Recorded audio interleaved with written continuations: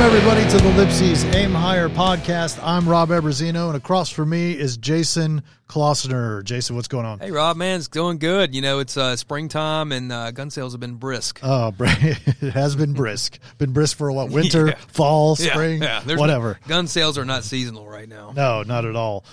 We've got a fun show today. We're talking big bore revolvers. We're going to get to that in just a second. But first, I have to remind everyone about this SIG giveaway that we're doing. We have the SIG Sauer P365 NRA pistol, LIPSEY'S exclusive in Coyote Tan, and we're giving it away. We kicked it off last week, and we've got a pretty good response.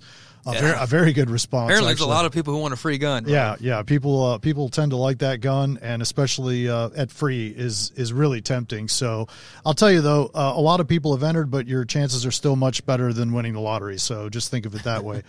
And their chances are zero if you don't enter. Yeah, that's right. And it's really easy. So for any of you on social media, you can go to our Instagram page and you can click our bio link in our logo, and that'll get you to the page. We'll have a post on Facebook with a link, so you can click there. And for those of you not on social media, and you don't have to be on social media, we got a lot of questions this week. I'm not on Facebook. It's like, okay, no problem. You can go to lipseysguns.com/P365 sweepstakes. I'll say it again, lipseysguns.com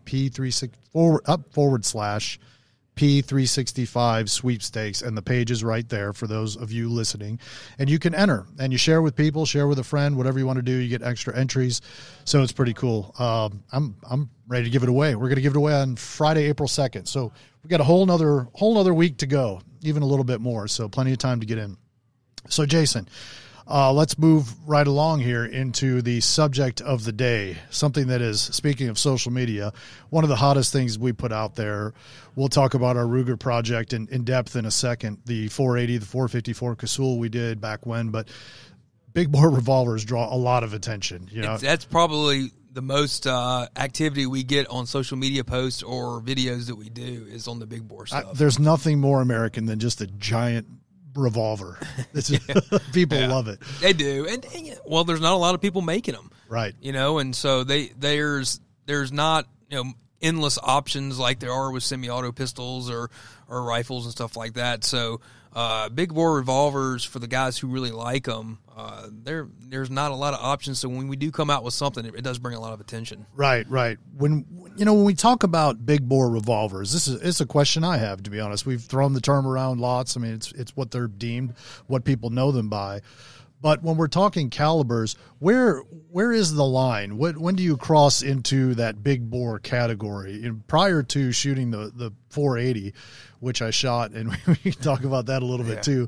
But I think probably a 357 Magnum might have been the heaviest revolver I had shot until that point. So where is that line in the sand, or is there one, I should say, when you kind of cross over? Traditionally, anything over 40 caliber. Okay. So if it's a 40 caliber or bigger diameter bullet, that's generally considered the big bore revolver. Right. 357s are obviously under that. Right. It's I really don't consider them big bore revolvers. Technically a 10 millimeter is a big bore revolver, but really, personally, I don't really consider it a big bore revolver. Right. There's the old gun writer's myth that a 10 millimeter is almost a 41 Magnum. No, it's not. Right. It's really not. That myth has got told over and over, and it really came because people were comparing reduced loaded 41 Magnum factory loads like the Winchester Silvertip compared to the absolute max power 10 millimeter loads. Right. And okay, yeah, they are pretty equal when you consider those, but when you consider full power 41 Magnum loads versus full power 10 millimeter, it's not even close. Really? So really the 10 millimeter, in my opinion, is more really equivalent to a 357 Magnum as far as efficiencies in the field. While we're talking about it in rounds and caliber size like that, difference between revolver and, say, semi-auto pistol in those sizes or calibers. Yeah, well, so the revolver cartridges are all going to be rimmed. So they're generally going to be a little bit longer. The auto pistol rounds are going to be rimless. So you used to have to use moon clips for the double action revolvers. If you're using a single action, you don't have to use moon clips. We get that question all the time. It's like, I got a Black Hawk and 10 millimeter. Do I have to use moon clips? No, because the head space will be on the case mouth, where you need the the moon clips on the double actions for extraction purposes. Well, since a single action revolver uses an ejector rod, you're punching out through the center of it. Right. You don't need the rim. Right. So you don't have to worry about moon clips on a single action. So generally, and those rounds are generally shorter, right? Because they were developed during smokeless powder times, anyway. You take a look at the 45 Colt and the 44 Special, 38 Special. All those rounds were designed back when there was a lot of black powder still used, and it was bulkier, and needed more case capacity. So all things aren't necessarily the same, I guess. No, is the point. No, it's not. So, but in semi-automatics, really 10 millimeter is kind of the apex of power that's in a manageable package. Right. You get into some of the weeds with like 45 Super and stuff like that. Those are really effective as well. Not as mainstream, but really that's about maxed out where you're going to go. And that's really where big bore revolvers are just starting. Right. So it's really the step up from there. I will say this, though. In the big semi-automatic pistols are still probably much easier to shoot. Right. They handle more rounds.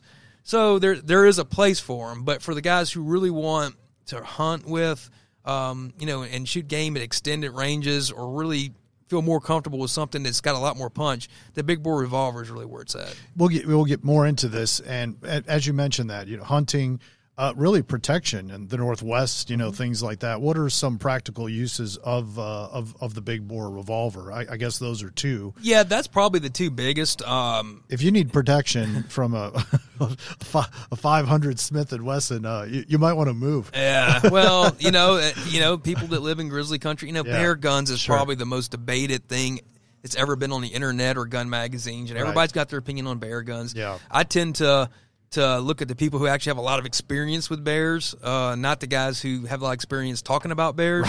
Right. Guys like Phil Shoemaker, the Alaskan guide. I mean, he's a great resource. He protected a client a couple years ago with a 9mm pistol.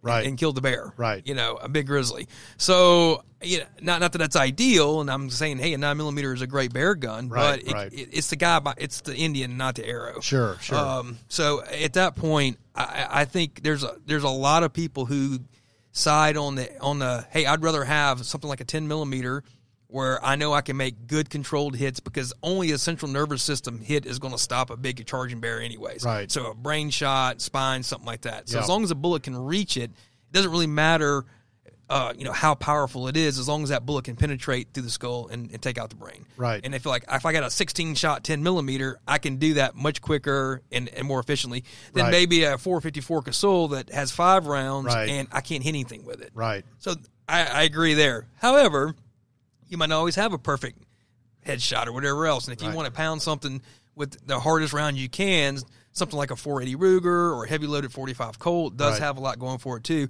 And if you work with those guns, you can shoot them pretty quick and pretty accurately. They're manageable. You can tame them. You just have to put the time in. So, that aside, the practicality aside, what do you think is the big attraction with big bores? What is it? Just bigger's better. Bigger's better. The 44 Magnum craze of Dirty Harry. That's just that thing. People want. How many people bought 500 Smith & Wesson X frames when they came out and never really even used them or shot them? Right. Didn't need them, but they just wanted the biggest gun out there. Right. And there's a lot of guys out there. You work these gun promos and stuff. You see the guys who gravitate to the Magnum Research Desert Eagles or the 500 Smiths or whatever's the big gun in the case. Right. And that interests them. But in all practicality, those guys generally don't use those guns in the field. Sure. Probably never shoot them. The guys that we try to market to with some of our exclusive stuff is the guys who are using these guns in the field. And we try to put features and benefits on there that it's going to not just be flashy for the guy who wants to just say he's got the biggest gun in the neighborhood. Right. But he actually might be in bear country, or he hunts with a handgun. I've got a bunch of friends that I have that live out west, and that's all they do is they hunt elk, buffalo, moose, and they've shot everything with revolvers. That's got to be an experience. I'll tell you what. I'll tell you that, that is really, for guys out there who are maybe, I don't want to say getting bored, but maybe are not as challenged anymore by using their rifles. Maybe for whatever reason, archery is not something they use, or maybe they're even gotten tired of that. handgun hunting is really a challenge. Well, a rifle gives you a very, very safe distance from a moose or a large animal like that, where you've got to get pretty intimate with. You got to be pretty close, yeah. With one of these type of revolvers. Generally, the consensus is with handgun hunting, with at least, and when I'm talking about revolvers, with it could be a scoped revolver, but I'm not talking about the bolt action pistols that are basically a rifle without a stock. I'm not talking about those. I'm talking about revolvers or big bore auto pistols. And you're pretty much looking at 100 yards and in. Yeah. And really, for most people, it's probably 50 yards and in. So it's bow range. Sure. Yeah, absolutely. You mentioned exclusives a second ago. So back in 2015, I can't believe it's been that long already.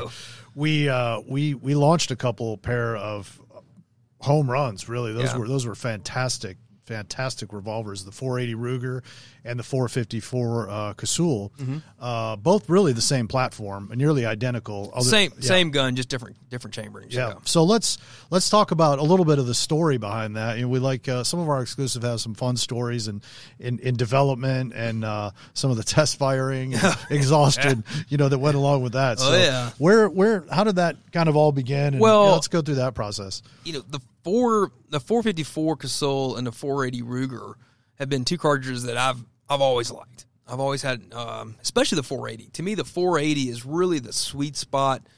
If you want something for the guy who maybe wants a little bit more punch than a 44 Magnum, right? The 480 Ruger is where it's at. It's manageable. You can control it, but it gives you an enough of a power jump to justify the extra recoil and the extra size. The 454 Casull is legendary in hunting world. It's the Freedom Arms guns have been out there for a long time. It's basically a souped-up 45 Colt is what it is. Right. It has some impressive velocities. I mean, in a lot of ways, it's a 45-70 out of a handgun almost. Right. That's stout. Yeah, it is, and it's killed pretty much every game animal in the world, and really efficiently. Actually, a little more felt recoil out of that. I find that the 454 does have a little bit more than a 480. It's a little brisker, it's a little faster, but that's generally you're shooting a little bit higher velocity. So where on a 454, you're usually looking at about like around a 300 grain bullet at about that 1,600 feet per second. Right. Whereas a 480, the full power, you're talking about like a 400 grain around 1,200. So you're getting that extra bullet weight and that extra mass momentum, but it's not going as fast. So the recoil could be just as heavy, but it's a little bit of a slower recoil. It's not as brisk in your hands. Right. I got a chance to shoot the 480 back when we did that, and I'll tell you, it was. I told this story a couple episodes ago, but it was. There was some sweaty palms going on. That's again the biggest revolver I had shot, and I'm watching you do tricks with it, and sideways John Wick style. I'm just teasing, but you handled it pretty easily. You've got experience, but and once you went one-handed, I think with it, I was like, okay, I can do this. If you can shoot it one hand, I can do it two-handed. I'm like, man, I'm going to end up on some bad YouTube highlight reel, busting myself in the face. Yeah, but, it was pretty fun watching him. I mean, he pretty much held it for about a minute before he finally worked it up. Yeah. And the second you shot it, and I mean, before he even came out of recoil, you turned around. That wasn't bad. I'm not going to lie. The first shot was just in a generally safe direction. I had no idea where I was. You hit the backstop. That was about it. I was pointing the gun down range, and I just pulled the trigger. I'm like, I got to get one out of here just to see what this is like. And then I actually aimed a little bit. So, but it was fun. That was a cool experience. Yeah. Well, so the 480 Ruger came out in about 2003 with Ruger announced. That was during the time in the early 2000s. Manufacturers were really on this kick of having cartridges come out that was named with them. They would work with a manufacturer. You had the 327 Federal came out. You had the 480 Ruger.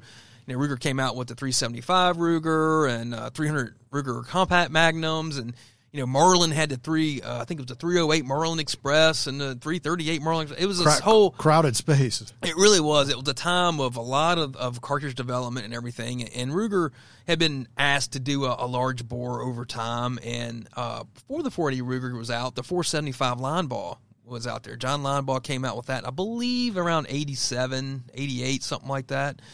And the 475 line ball, it started out as basically a cut down 4570 case that was flared out to 476 diameter. And, he built those custom guns off of that, and it was a real powerhouse. He had actually developed a 500 line ball before that, and I think maybe 85, something like that. And, you know, it was a powerhouse. The 475 actually outperformed the 500 because it could push a higher sectional density bullet a little bit faster. It was kind of the 500 was kind of past the apex of power, and it's still a hammer. And the 500 line ball is an awesome cartridge. Right. But the 475 was the one that really was the penetrator and everything. And I think Ruger was looking at those different things, and they decided to do the 480 Ruger, which is really practically a 475 special, if that makes sense. You know, for guys out there that are familiar with 44 Magnum and 44 Special, 357 Magnum, 38 Special, a 475 line ball and a 480 Ruger. The 480 Ruger is like the special. Kind of a hybrid almost. Well, it's a slightly reduced length case, so the case capacity is a little bit less, but the performance is pretty close. You know, a 475 line ball, you're talking about a 400 grain bullet, about 1,300, 1,350 maybe if you're leaning on it, whereas the 480 Ruger is about 1,200 feet per second. But honestly, when you're talking about those kind of bullets and those kind of the 480 Ruger is really pretty comfortable. A lot of guys who have 475 line balls, we're loading them down to that velocity anyway to knock the edge off. Right. So it really was a great cartridge. It came out in the Super Red Hawk, which is the Super Red Hawk's a big gun. It's 7.5 or 9.5 inch barrel. You know, scope ready. I mean, for a hunting handgun, they're great. I have a 7.5 inch Super Red and 480, and it's I've got a 2-power Leupold on it, and that's a great shooting gun. It's a fantastic hunting handgun. Yeah. But it really is a little big for your guy who just wants to pack a big gun in the wilderness or a backup gun. It's not what I would consider a belt gun. It really works much better in a chest rig. So the Ruger process, back to, the development of, as we walk through that timeline. So, the 480 comes to pass. And then you get involved with Ruger, as, we have been many times, of course, but it really started about, I remember when we got the announcement the 480 Ruger was coming out, I remember calling our guy at Ruger, who's now retired there. I said, okay, Randall, I said, you got this 480 cartridge. When are we going to do a single action, And it's like, we're going to see how things go and everything. And it's okay. All right. Yeah. And so it really, time just kind of crept on, and the 480 Ruger kind of languished. And I think a lot of the reason why is because it really wasn't available in a smaller, handier, packable gun. There's only so many people that handgun hunt with big, long 7.5, 9.5 inch guns, and you already had the 44 Magnum, you had the 454 Casull, you had established rounds. So it really was a niche of a niche for this gun and this cartridge. So, finally, after time, so every show, we'd always submit a list of special makeups we want to do. Yeah. And that was on my list every year. And it was so funny. They would get the list and I go, okay, the 454 and the 480, Just kept chipping away. Yeah. Okay, we'll talk about that next year, and I said, all right. Finally, they called up one day and said, hey, look, Jason, I think we want to look at this single action thing. I said, oh man, great, And they really were looking at it doing it in a 454 Casull. I said, okay, hey, that's great. But hey, if you can do it in a 454, you can do it in a 482. Yeah. So we're in, And so what's the spec? So we started speccing it out, and I said, look, first and foremost, you got to do it in a Bisley grip frame. On a single action Ruger, if you're going to step up that recoil level, the Bisley grip frame is really the only way to go. A little more control. It's much more control. It's a little bit longer. The grip, it just handles the recoil better. There's not many people I know who shoot the standard grip frames better on heavy recoil than the Bisley. There's a few guys I know that do, but not many. So it's almost mandatory. I know when Line Ball and all those guys were building the 500s and the 475s, they wouldn't. I don't even think they would entertain building one on anything but a Bisley. So I said that's where it's got to be, and they said that's fine. We can do that. And we, at first I really wanted to do a blued and a stainless, but they came out and said, look, to do these cylinders, we really need to use our 465 Carpenter steel, which is a stainless steel. So they're going to have to be stainless. I said, okay, well, that's fine. We can do that.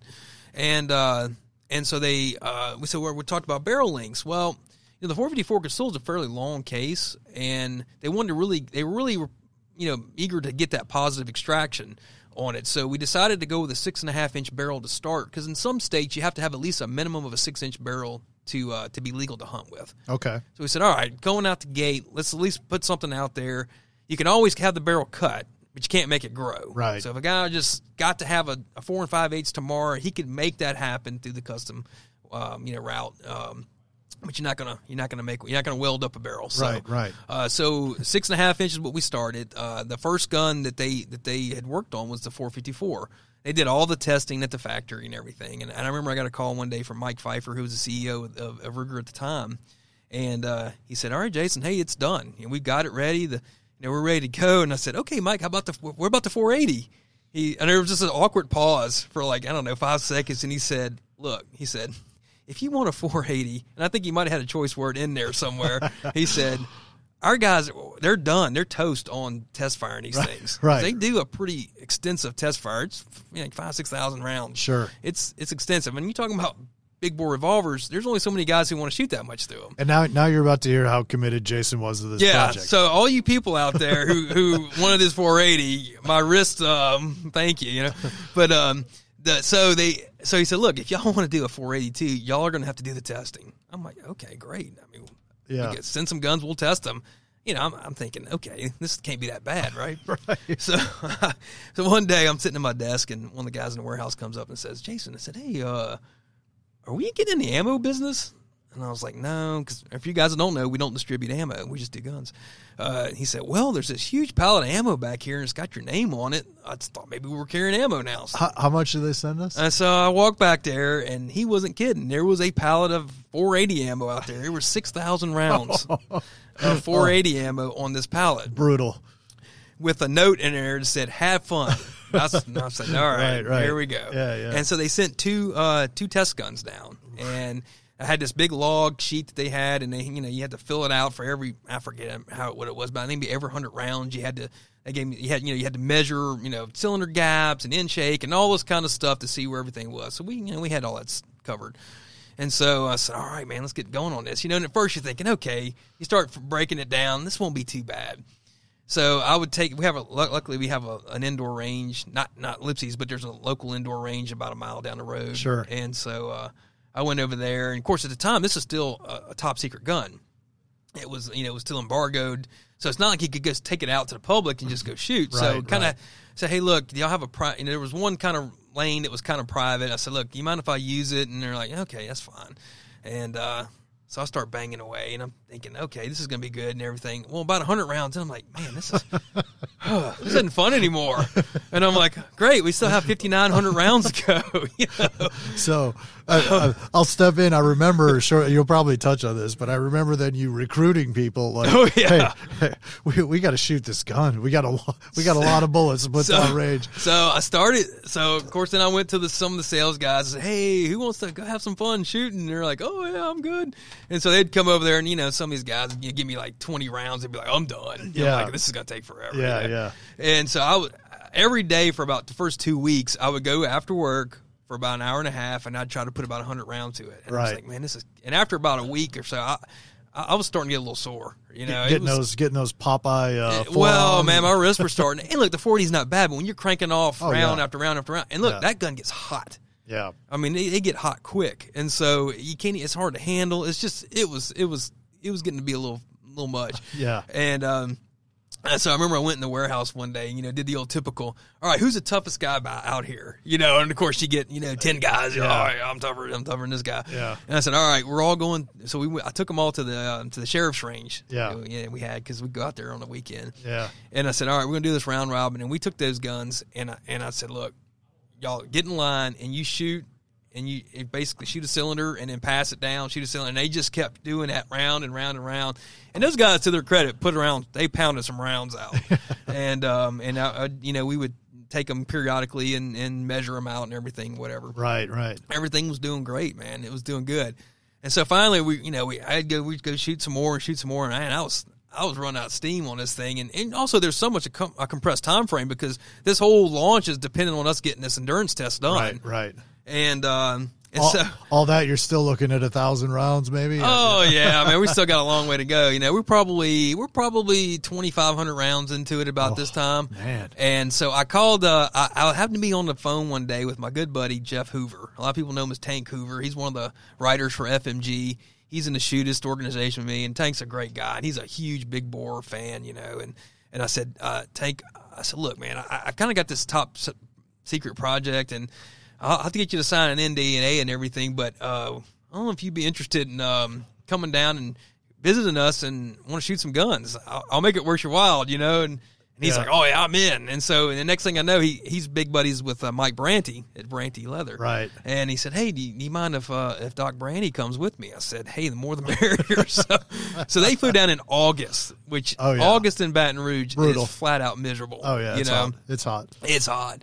And they came down, and, of course, I had to feed them real well and everything, and because I was thinking, man, I'm about to put them through the ringer here. Yeah. And so, but those two guys, I want to say they hammered out around 2,500 rounds in a few days. Score. Dude, they're some shooters, man. And I tell you what, they just weren't just shooting just to shoot. I mean, they were shooting things for groups and everything else. Yeah. Those two guys can shoot. Yeah. And so they pounded some rounds. And I told them, so, like, every round you shoot, I'll give you the brass. Because I knew they were going to buy the guns, and they both reload and hand load. And so they were like, oh, yeah, this is great, you know. So they ended up took a big pile of brass home with them. I remember you saving some brass. We have a really killer picture that we took back when, kind of laying the gun on this just pile of brass. It's still one of our kind of classic pictures. Yeah. I'll have to throw that up. It's been a while, but yeah, just buckets and boxes full of brass. It was fun. We had a good time with those guys. So anyway, so eventually we got it all done. Yeah. We everything went great. You know, there was a couple little tweaks. You know, I mean, you shoot those things fast enough and hard enough. You know, the ejector rods get a little loose and everything. So they did some Loctite and stuff like that on there and everything. I think they adjusted the front sight height a little bit for some of the heavier loads. Yeah. But all in all, it went well. And so, and I believe I think it was later that year. I think we ended up launching the guns. And I can't remember the month. I remember. Yeah. It was pretty soon after they did their testing on it. And that was an instant hit. I remember. Oh, it was a frenzy. It blew up. Yeah. I mean, it was one of those ones where, you know, just call after call after call, because we finally did it. I mean, people have been wanting a single action Ruger and a big bore and a 5-shot for a long time. And it was finally, and we were able to pull it off. Matter of fact, we actually won the, I think it was in 2016, we won the NRA Handgun of the Year award from that. That's right, I remember. That was a big splash for us. It really was. Yeah.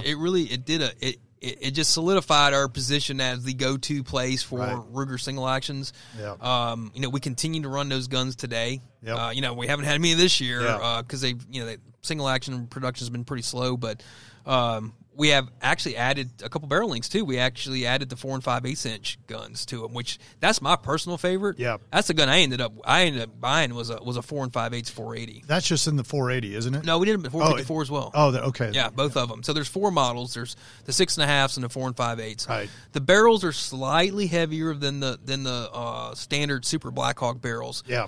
But they'll still fit in the same holsters. Yeah. So same holster as a regular large frame Blackhawk. 5-shot cylinders. They did put a locking base pin in those guns. Yeah. The case heads the cylinders are recessed on them. They just did a really nice job on these guns, and they shoot really well. I'll tell you, that was a great project, and keep hope alive, folks. I know the single actions have been a little slow lately. You know, I know they're working on it. We're trying, and we'll probably talk a little bit more about that and a little production. But I'll tell you, that was a great project, man. It's one of my favorites. Yeah. If you put it in my top 5, it's definitely in there. Yeah. It's probably in my top 3 because it was one of the ones I was so hopeful for so long we could pull it off, and when we finally did, it exceeded all the expectations that we had.